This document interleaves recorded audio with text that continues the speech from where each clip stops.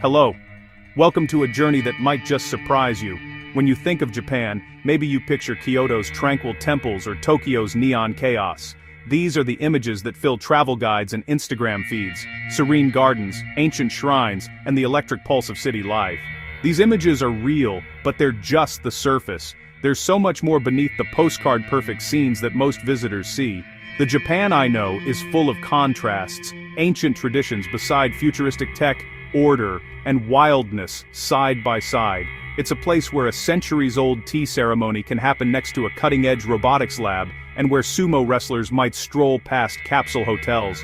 The polished, perfect image you see in media hides a buzzing world of energy and mischief.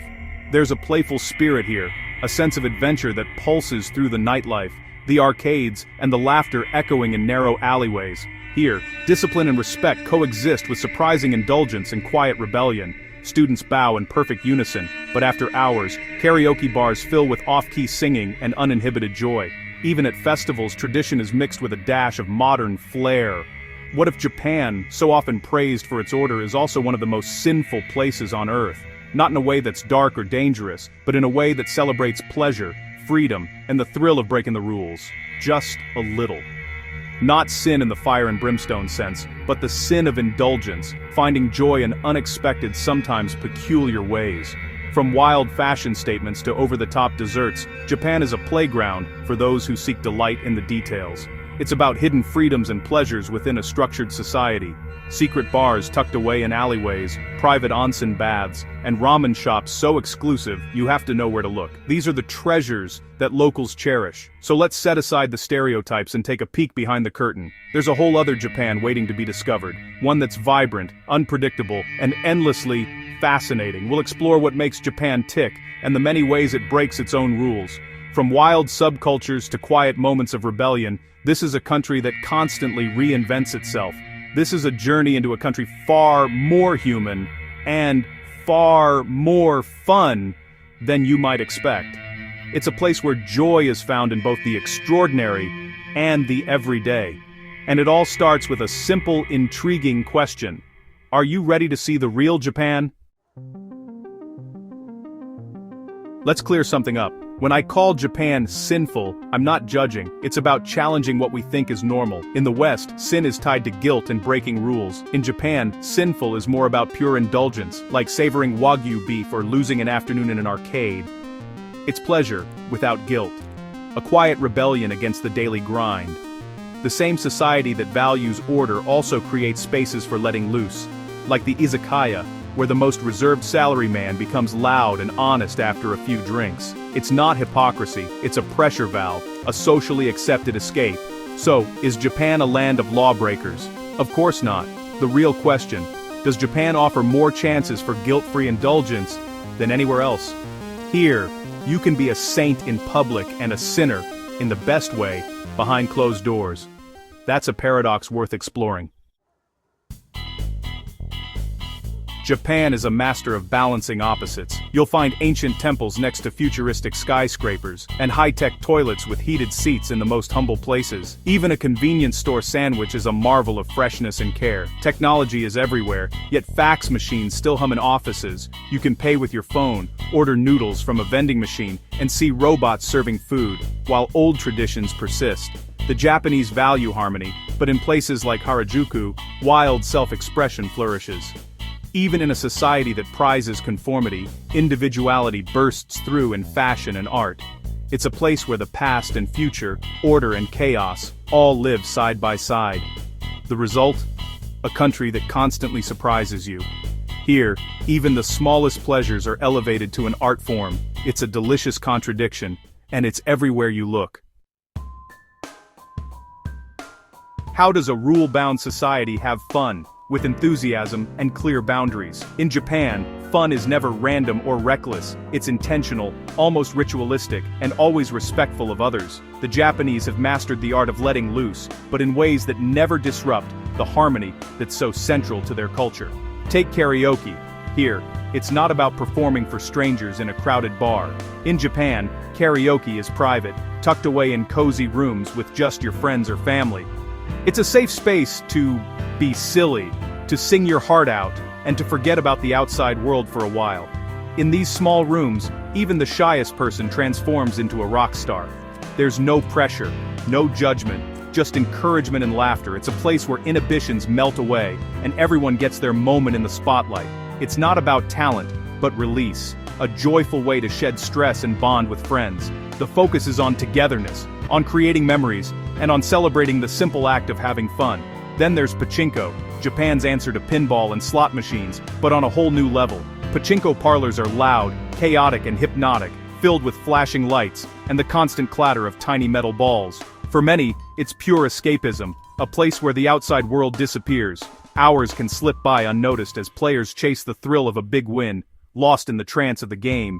And then there's the onsen, Japan's beloved hot springs. Here, everyone soaks naked, free of judgment, in blissful relaxation. The onsen is a place where social status, work stress, and daily worries are left at the door. It's a sin against busyness, a forced pause, a moment to do nothing but enjoy. In a society that values productivity, the onsen is a rare invitation to slow down, connect with nature, and simply be present. These pleasures are Japan's way of letting off steam without breaking the harmony.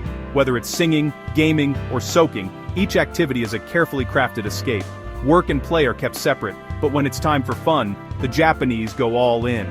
The transition from the seriousness of the office to the freedom of leisure is almost ceremonial. It's a culture that knows how to indulge, quietly, joyfully, and together.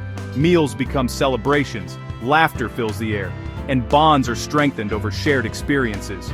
Here, fun is both an art and a necessity. It's woven into the fabric of daily life, a vital counterbalance to the pressures of work and society. The result? A society that works hard, but plays even harder. The contrast between the disciplined workday and the vibrant nightlife is striking and essential, and that's a sin worth celebrating. In Japan, fun is never frivolous. It's a cherished part of life. In Japan, indulgence is never far away. From sweet treats to savory snacks, there's always something to savor. You just have to know where to look. In every corner there's a new way to unwind, connect, and celebrate the joy of being together.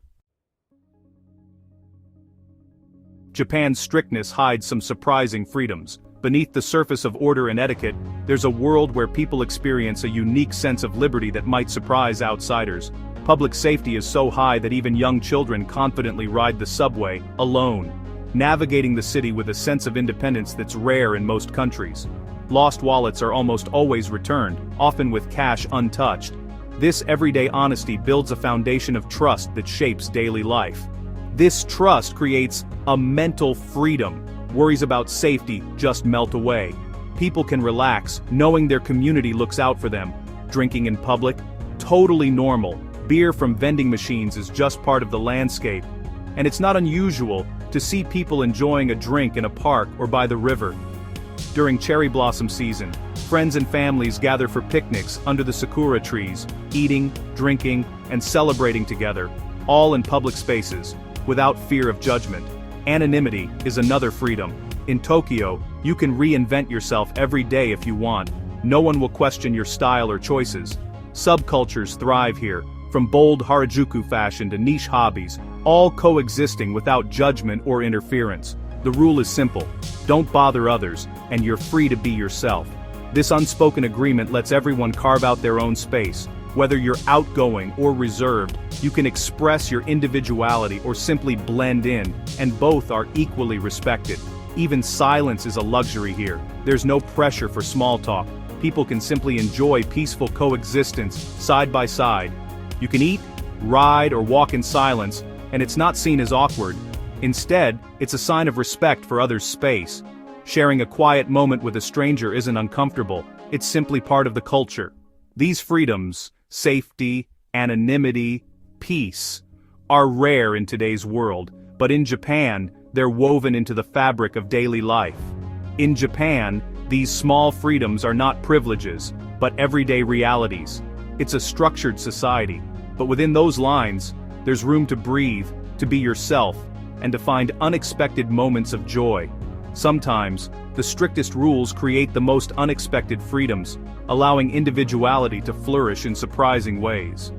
And that's Japan's quiet, magic, a balance of order and freedom that's truly one of a kind. Japan's rules are everywhere, shaping daily life. The concept of meiwaku, not causing trouble for others, guides everything from quiet trains to spotless parks. Even exchanging business cards is a ritual, done with both hands and deep respect. These customs reinforce hierarchy and harmony, making society run smoothly. But the pressure to conform is real, especially at work, where unspoken rules dictate when you leave and how you interact. Gift-giving is another art form, with strict etiquette about timing, value, and presentation. These traditions can feel restrictive, but they also provide comfort and predictability. For outsiders, it's a world of invisible rules. For the Japanese, it's the foundation of daily life. The balance between obligation and freedom is delicate, but it's what keeps the whole system ticking, and it's part of what makes Japan so unique. Spend time in Japan, and you'll notice the little things. Ikigai, a reason for being, drives people to perfect their craft, whether it's sushi or gardening. Wabi-sabi finds beauty in imperfection, a cracked teacup, moss on a lantern, the fleeting colors of autumn. Communication is subtle. What's left unsaid often matters most. Reading the atmosphere is a skill, and directness is rare. These philosophies encourage patience, curiosity, and a deeper appreciation for life's details. Japan doesn't reveal its secrets all at once. The real magic is in the quiet moments and hidden layers. It's a country that rewards those who look closer.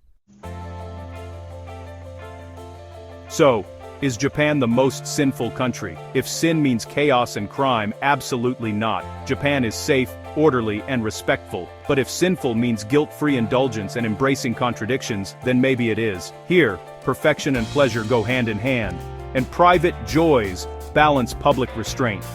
The sins of Japan are life-affirming, savoring a meal, losing yourself in a song, finding bliss in a hot spring. These small rebellions keep the culture vibrant. In Japan, rules and freedom aren't opposites, they create space for each other. That's the paradox that makes Japan so captivating. It's a place that has mastered the art of enjoying the exceptions. We've only scratched the surface. Karaoke, onsen, wabi-sabi, and more. Japan is a country that keeps unfolding, revealing new wonders the more you explore.